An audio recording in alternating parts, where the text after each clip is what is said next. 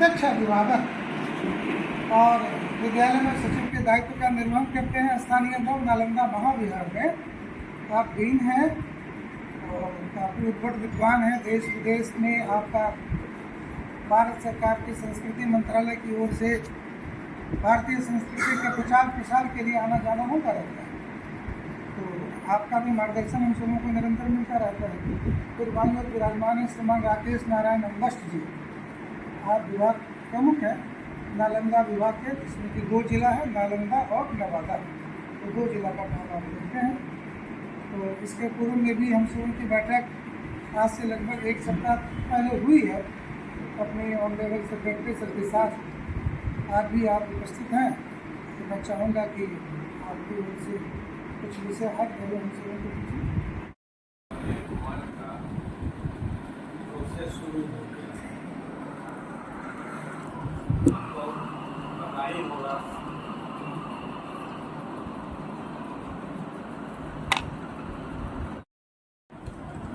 प्रयासरत हैं और पहला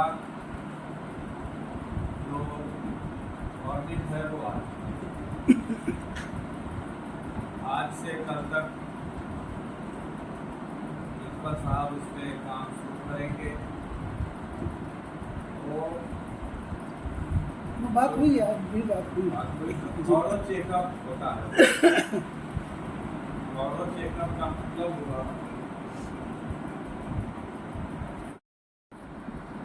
टीचिंग और नॉन टीचिंग के एक्टिविटीज का पूरा ब्यौरा उसमें दिया। ये कुछ क्रॉस एग्जामिनेशन होता है, आप टीचिंग के लोग के साथ कैसा व्यवहार करते हैं, उसके बाद जब काम करवाने जाते हैं तो किस तरह से ये करते हैं, ये होता है। फिर टीचिंग के लोग नॉन टीचिंग का ये करते हैं असेसमेंट की उनका काम कैसा है, किस तरह से वो आपके कार्यों का निष्पादन करते हैं। लाइब्रेरी, लेबोरेटरी, क्लास को हर चीज़ का थॉरो चेकअप उसमें होता है, असेसमेंट, थॉरो असेसमेंट। तब जाके चूँकि वो जो सर्टिफिकेशन है वो क्वालिटी ऑस्ट्रिया की तरफ से दिया। क्वालिटी ऑस्ट्रिया जो है वो यूरोप के संस्थानों को उसकी गुणवत्ता के जांच के लिए एक संगठन बनाया गया था। उसके तहत ये सारी प्रक्रिया चलती है। फिर उसका जो दायरा है वो बढ़ता चला गया और बढ़ते बढ़ते इंडस्ट्री और बाकी चीज़ों पे भी उसका सर्टिफिकेशन होने लगा। तो मेरे मन में आया कि अभी हमारा जो यूनिवर्सिटी है नालंदा महाविहार, वो भारत का पहला विश्वविद्यालय है जिसको ISO 21001 मिला, पहली। तो उसका जो है सो गैप ऑडिट होता है, जो रिक्वायरमेंट है और जो आपके पास है, इस दोनों के बीच में जो गैप है उसके लिए ऑडिट की टीम आती है। तो ऑडिट की टीम आती है तो उसमें खर्च होता है।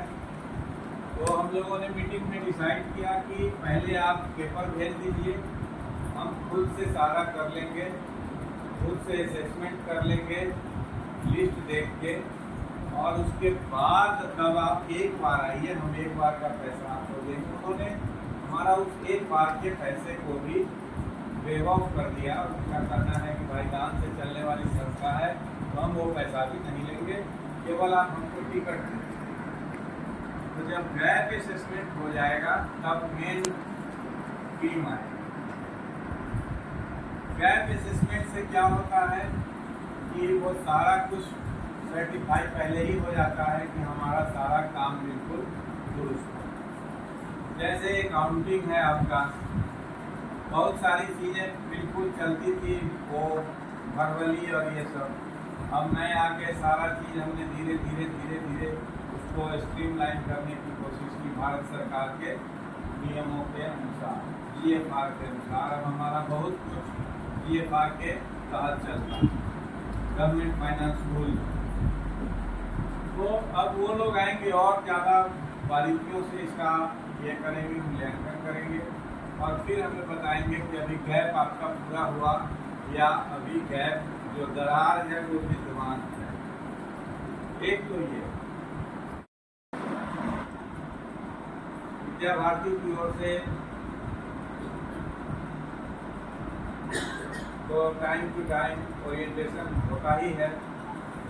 विद्यालय अपना भी प्रयास करें, क्योंकि एक ही घर में 5 सदस्य होते हैं, कोई IAS बन जाता है, कोई इंजीनियर बन जाता है, कोई डॉक्टर, एप्टीट्यूड के अनुसार उसका विकास होता है। तो हम अपने घर को थोड़ा ठीक करें। तो सब्जेक्ट वाइज असेसमेंट के लिए हम एक्सपर्ट्स ला देंगे। साइंस में तो IIT, NIT, मेडिकल कॉलेज और यूनिवर्सिटीज़ के अच्छे प्रोफेसर आएंगे। ह्यूमैनिटीज़ के लिए भी पटना यूनिवर्सिटी से और साउथ बिहार सेंट्रल यूनिवर्सिटी के लोग आएंगे और उसके साथ आपका ओरिएंटेशन होगा कि आपको आप सबके सब विद्वान हैं, इसमें कोई दो मत नहीं है, लेकिन विद्वता जो है वो बड़ा ही डायनामिक कॉन्सेप्ट नहीं। आपका जैसे व्यक्तित्व क्षण क्षण बदलता रहता है, वैसे ही विद्वता का पैमाना पैरामीटर आपका क्षण प्रति क्षण बढ़ता जाता है। आप एक नई बात ऐड करते जाते हैं हर मिनट, और अगर आप ऐड नहीं करते हैं तो आप जो है वो बहुत ही सुस्त किस्म के इंसान जल नहीं। तो सब्जेक्ट असेसमेंट भी बहुत जल्दी अब एडमिनिस्ट्रेटिव फिजिबिलिटी आज उसके विषय में डिस्कस करके एडमिनिस्ट्रेटिव तरीके से कब से फिजिबल है वो कर लिया जाए। उसके लिए भी आप लोग मानसिक रूप से तैयारी सकल को ये करें कि आप पहला तो मतदान करें और दूसरा मतदान किसको करें। तो इसमें बहुत सारे लोगों को मैंने कहा था कि आप लोग इस पर कीजिए। मैं समझता हूँ कि कुछ न कुछ प्रयास तो आप लोगों ने किया हो। कितने लोगों ने प्रयास किया है? थोड़ा सा अपना नाम। बहुत बड़ी संख्या, ठीक है। और संस्कार केंद्र मैं आपको स्पष्ट बता दूं कि हमारा सब बहुत ही महत्वपूर्ण प्रकल्प है। संस्कार केंद्रों के द्वारा ऐसे तो हम अपने बच्चों को, छात्रों को समय देते ही हैं। संस्कार केंद्र के द्वारा हम जो है सो नर सेवा नारायण सेवा की बात वहाँ वैसे बच्चों पर ध्यान देना है जिनके घर में सदियों से अंधेरा है, जहाँ पे अभी बहुत काम करने की ज़रूरत है, और वो वर्ग भी, वो तबका भी हमारे शरीर का ही एक अंग है। उसमें बहुत सारे लोगों ने स्वेच्छा से अपना नाम दिया था। कितने लोग जो स्वेच्छा से नाम दिए अभी तक संस्कार केंद्रों का भ्रमण किए, ये बताएं।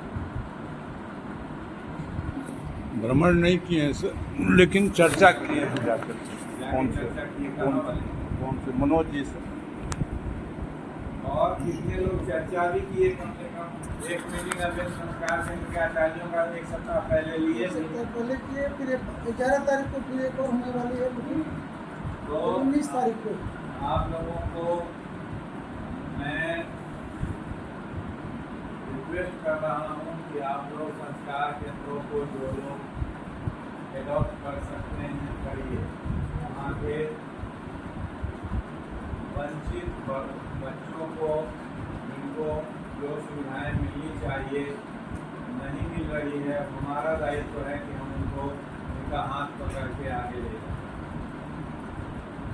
और एक चीज़ मैं स्पष्ट बता दूँ, कहीं से कोई जुड़ाव छिपाव नहीं है कि जो क्रिश्चियन मरीज हैं हमारे सक्रिय होने के कारण, मतलब विद्या भारती के सक्रिय होने के कारण इस क्षेत्र में वो बहुत ज़्यादा सक्रिय हैं, और ये क्षेत्र जो है राजगीर मिलाव और आगे का जो क्षेत्र है वो मिशनरीज के कारण, कन्वर्जन के कारण सबसे वल्नरेबल है, बहुत ही नाजुक क्षेत्र है। और इतना तेज़ी से यहाँ पे कन्वर्जन का प्रयास चल रहा है और एक एक हमारे कार्यकर्ताओं का दायित्व है कि वो इस पे चिंतन करें, चर्चा करें और इस पे कार्य करें। उस दृष्टिकोण से हमारा जो है वो फ्रंट लाइन फाइटर है संस्कार केंद्र। एक गरीब सा पुरुष आता है और उसको हम लोग 2000 रुपया महीना दे देते हैं, ये चीज़ नहीं है। वो कितना महान कार्य कर रहा है, अभी फ्रंट लाइन पे खड़ा होकर वही लड़ रहा है, उसको हमको सपोर्ट करना है। और संस्कार केंद्रों पे जो लोग, आज फिर से मैं आपसे रिक्वेस्ट करता हूँ कि जो लोग स्वेच्छा से वहाँ जाना चाहते हैं, जिन्होंने अपना नाम दिया है, वो प्रधानाचार्य जी आप जो है सो इनके साथ बैठ के इनको संस्कार केंद्र अलॉट कर दीजिए और वहाँ पे जाने के लिए महिलाओं को तो खास करके थोड़ी व्यवस्था कर दीजिए। पुरुष के पास तो कुछ न कुछ बाइक वाइक है ही, वो व्यवस्था करें। तो इन लोगों से बातचीत हुई है। हाँ, तो वो अभी तक कार्यान्वित नहीं, इन लोगों ने योजना ये बनाई है कि अपने यहाँ चुनाव है 1 तारीख और अभी समय काफ़ी पहले है, तो हम 15 तारीख के आसपास से योजना अगर बनाएंगे तो करंट में हम लोगों को एक बार जाके आप नहीं कर पाएंगे। वो वर्ग ऐसा है जो कम समझदार है, कम पढ़ा लिखा है, उसके मन में बात बैठानी पड़ेगी। अभी उनके आचार्यों को जाके उनसे डिस्कस करना, उनकी माताओं से डिस्कस करना, उनके पिता से डिस्कस करना और वहाँ संस्कार का दीपक जलाना, ये हमारा उद्देश्य होना चाहिए। एक तारीख को थोड़ा सा चुनाव भी है, इस कारण से हमें इन चीज़ों को ध्यान में रखना है। और 1 तारीख के बाद, चुनाव के बाद हमें सही अर्थ में संस्कार केंद्र पे काम करना है। और ये सब सेवा का कार्य भी साथ साथ चलता रहेगा। शिक्षक तो शुरू से करते रहे हैं, जो नहीं करेंगे वो अपना वो भी खुश रहें, जो करेंगे भगवान उसके साथ है उनका। आप समाज को वही एक है ना कि एक ही चीज़ संस्कृत में भी है और पाली में है कि धम्मं रक्षति धर्मचारी, जो धर्म की रक्षा करता है उसकी रक्षा धर्म स्वयं करता है। तो इन चीज़ों का ध्यान रखिए और ये सारा कार्य तो हमें मिलजुल के करना है।